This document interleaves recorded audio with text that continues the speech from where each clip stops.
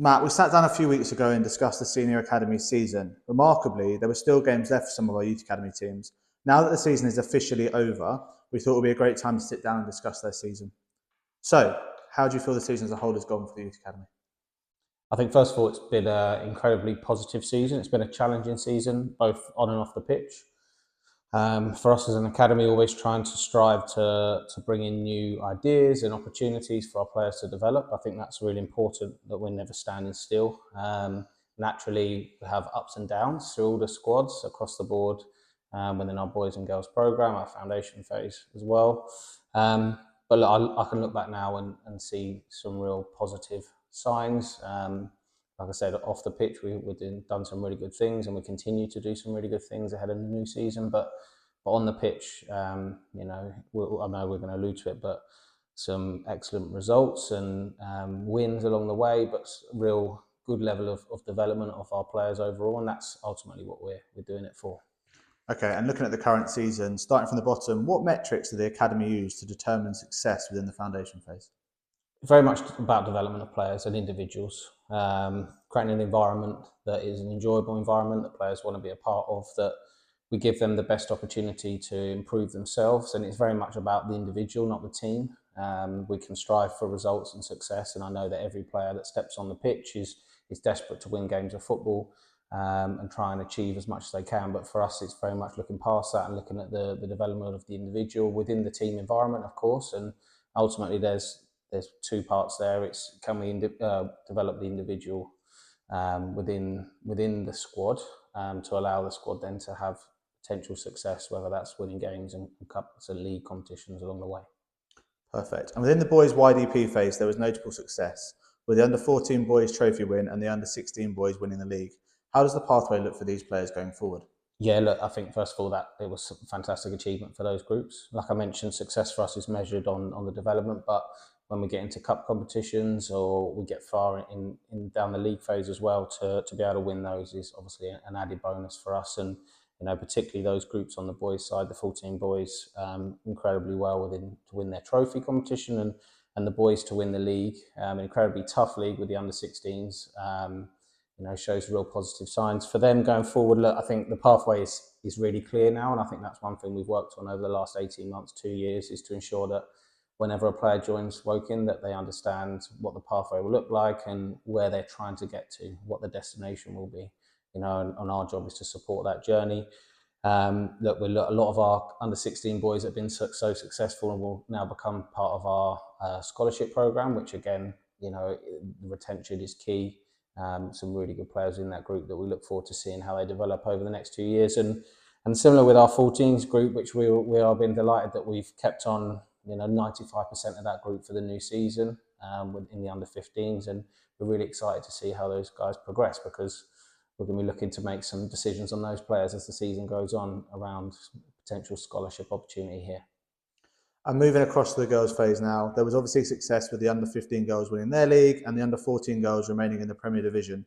How does this affect the pathway and the future of the girls' programme? Yeah, the girls' programme has some catching up to do, but not because it's fallen behind, because it's just been a later project for us to bring in over the last sort of 3 or 4 years. And we're seeing so much improvement and growth in that, which has been fantastic to see. But I think for us, it was important that our 15s group, which were the top age group, were able to get themselves into the Junior Premier League top division, which they've managed to do by win their league this year, losing one game all season, which again is fantastic for us moving forward. And the 14s group, who achieved promotion the previous season into the Premier Division, were able to maintain that this year and stay in the division, which again was an aim for us at the beginning of the season. And we look now at a 15s and 16s group for next year with really good quality players.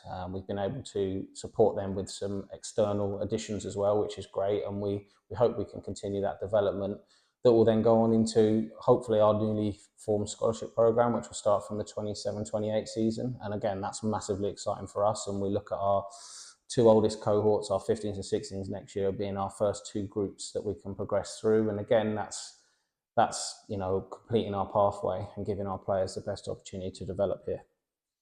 And looking ahead to next season, we've obviously made a big decision to move the foundation phase teams out of the JPL. Can you explain the reason why?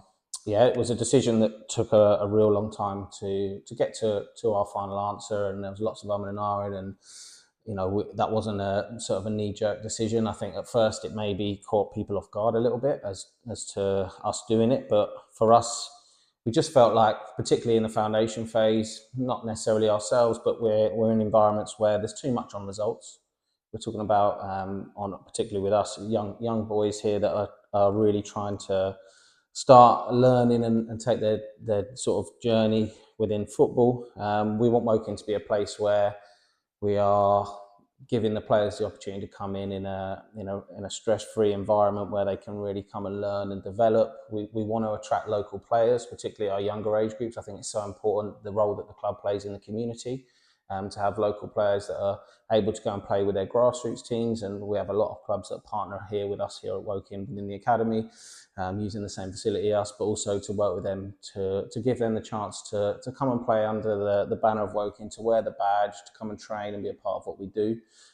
So we sort of made that decision that we'd come away from competitive fixtures and work on a non-competitive side that gives players still the chance to play games, represent the football club, but also at the same time have a real focus on the training element, with also giving them the chance to continue doing their development within their grassroots teams, playing matches, the social side that comes with that. And until they get to under 12s, then the emphasis kind of changes and we become part of the competitive phase. There still is that pathway through, and that's what we want to do. We've been really pleased with the recruitment that we've done with those groups, particularly our under 8s through to the under 11s, where the pathway is clear that they can progress through here and get an opportunity to then become part of our competitive phase at under 12s.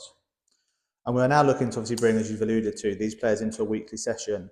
They're going to be staffed by our senior coaching staff. Can you explain the rationale behind that? Yeah, I think quite often the lower age groups get not forgotten about, but ultimately when clubs are looking to staff those age groups, not always are they getting the best staff, and a lot of the staff are wanting to work with the older age groups or work with 11-a-side teams.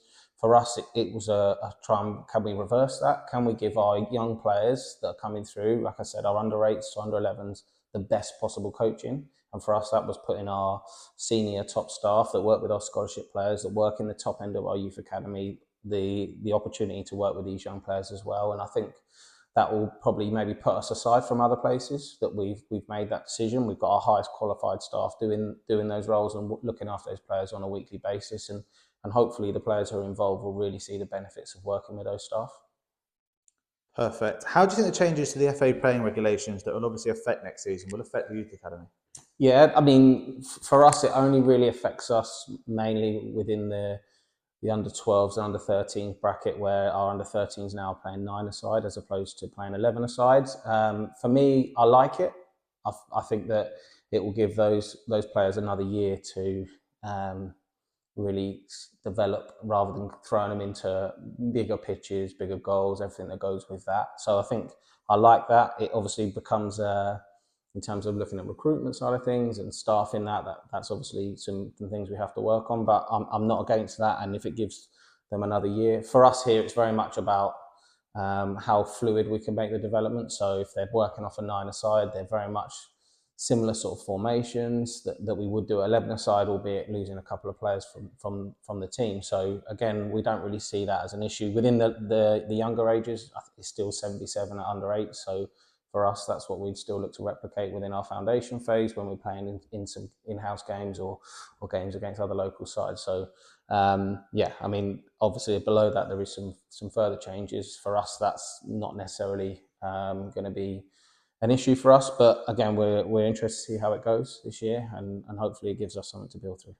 And finally, is there any other exciting news coming out of the Youth Academy in the next couple of weeks?